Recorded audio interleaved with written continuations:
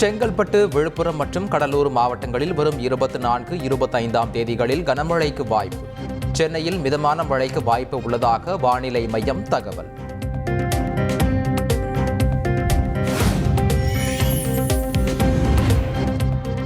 சென்னையில் முதலமைச்சர் ஸ்டாலின் தலைமையில் நடைபெற்றது திமுக செயற்குழு கூட்டம். தமிழக அரசு கோரிய வெள்ள நிவாரணத்தை வழங்க வேண்டும், ஒரே நாடு ஒரே தேர்தல் திட்டத்தை கைவிட வேண்டும் என்பன உள்ளிட்ட 12 தீர்மானங்கள் நிறைவேற்றம்.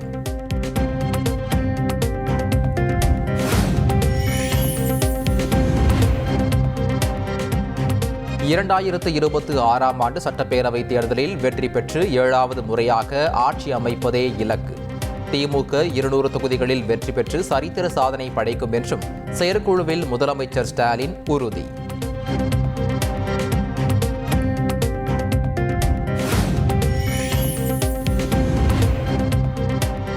டங்ஸ்டன் சுரங்கம், அம்பேத்கர் அவமதிப்பு உள்ளிட்ட பிரச்சினைகளில் மத்திய பாஜக அரசை எதிர்த்து பேச எடப்பாடி பழனிசாமிக்கு துணிச்சல் இல்லை.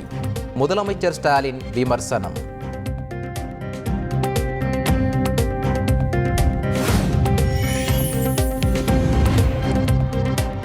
2024 நாடாளுமன்ற தேர்தலில் அதிமுக வாக்கு சதவீதம் 1 விழுக்காடு உயர்ந்துள்ளதாக இபிஎஸ் உளறி உள்ளதாக முதலமைச்சர் ஸ்டாலின் விமர்சனம்.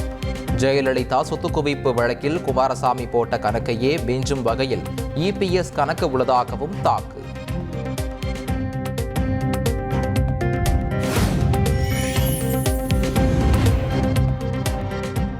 குடியரசு தின அணிவகுப்பு நிகழ்வில் தமிழகம் சார்பில் அலங்கார ஊர்திக்கு அனுமதி இல்லை.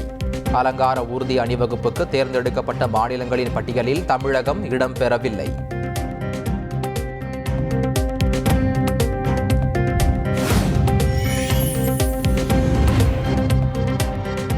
குவைத் பிரதமருடன் பொருளாதார ஒத்துழைப்பு உள்ளிட்டவை குறித்து பிரதமர் மோடி பேச்சுவார்த்தை. இந்தியா வருமாறு குவைத் பிரதமருக்கு மோடி அழைப்பு.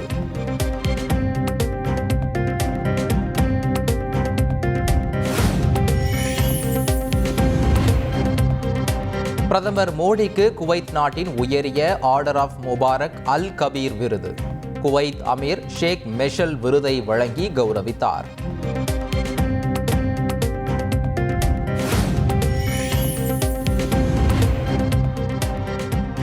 குடியரசு தின அணிவகுப்பு நிகழ்வில் தமிழகத்தின் அலங்கார ஊர்தி அனுமதி மறுக்கப்பட்டதற்கு இபிஎஸ் கண்டனம். தமிழக அரசின் திறனற்ற நிர்வாகமே காரணம் என விமர்சனம்.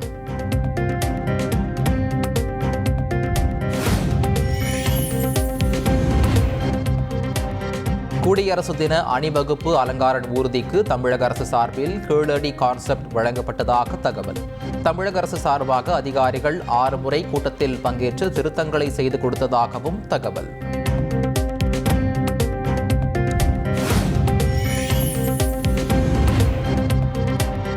குடியரசு தின அணிவகுப்பில் டெல்லியின் அலங்கார ஊர்தி நிராகரிக்கப்பட்டதாக அரவிந்த் கெஜ்ரிவால் குற்றச்சாட்டு. டெல்லி மக்களுக்கு எதிரான விரக்தியை மோடி அரசு வெளிப்படுத்துவதாக விமர்சனம்.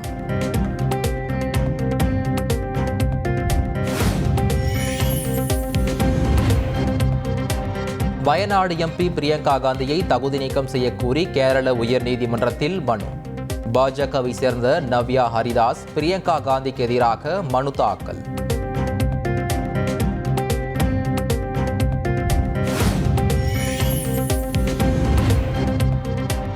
ராணிப்பேட்டை அருகே கார் தொழிற்சாலை தொடங்க உள்ள டாடா மோட்டார்ஸ் நிறுவனம் ஆலை கட்டுமான பணிகளுக்காக சுற்றுச்சூழல் அனுமதி கோரி விண்ணப்பம்.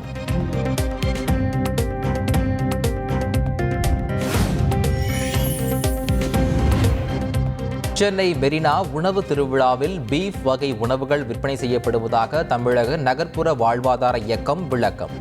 மாட்டிறைச்சி உணவு புறக்கணிக்கப்பட்டதாக இயக்குநர் ரஞ்சித் கண்டனம் தெரிவித்திருந்த நிலையில் விளக்கம்.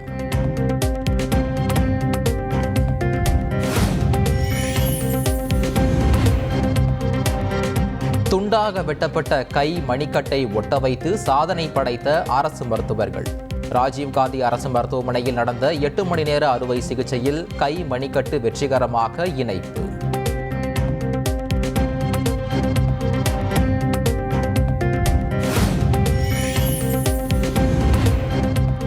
சென்னை ஆர்கே நகரில் அதிக சத்தம் காரணமாக தமிழக வெற்றிக் கழகத்தின் நிகழ்ச்சியை நிறுத்திய போலீசார்.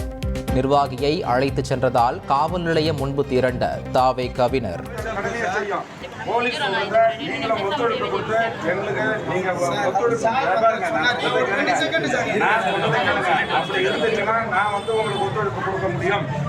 அதை விட்டுட்டு எடுத்தங்காவத்தான கையில சட்டத்தை நீங்க எடுத்தீங்கன்னா அது மாதிரி அனுமதிக்க முடியாது.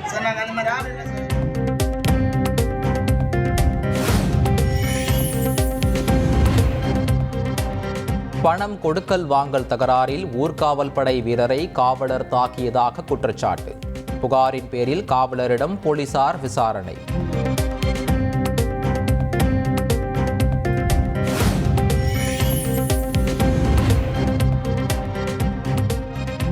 சாதி ரீதியான வீடியோக்களை பதிவு செய்பவர்கள் மீது கடும் நடவடிக்கை எடுக்கப்படும். நெல்லை மாவட்ட எஸ்பி சிலம்பரசன் எச்சரிக்கை.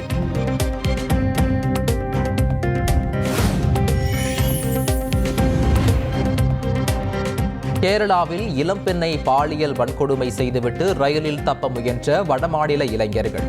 தமிழகத்தில் ஜோலார்பேட்டை ரயில் நிலையத்தில் ரயிலை நிறுத்தி மடக்கி பிடித்து இருவரையும் கைது செய்த போலீசார்.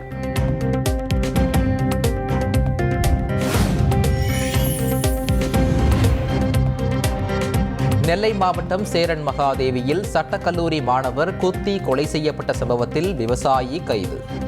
தப்பி ஓட முயன்றபோது கீழே விழுந்ததால் வலது கை முறிந்ததாக போலீசார் தகவல்.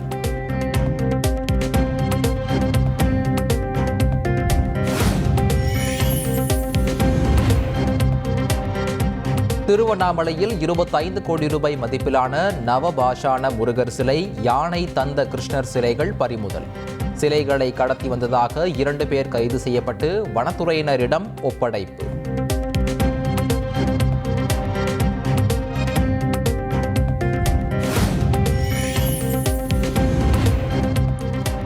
ஹைதராபாத்தில் உள்ள நடிகர் அல்லு அர்ஜுன் வீட்டின் மீது உஸ்மானியா பல்கலைக்கழக மாணவர் அமைப்பினர் தாக்குதல்.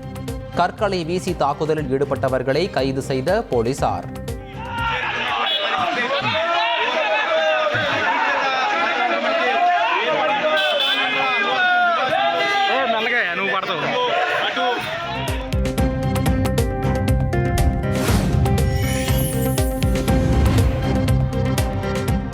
நடிகர் அல்லு அர்ஜுன் வீட்டின் மீது நடத்தப்பட்ட கல்வீச்சு சம்பவத்துக்கு தெலுங்கானா முதல்வர் ரேவந்த் ரெட்டி கண்டனம். சட்டம் ஒழுங்கு விஷயத்தில் டிஜிபி, நகர போலீஸ் கமிஷனர் கடுமையாக செயல்பட உத்தரவு.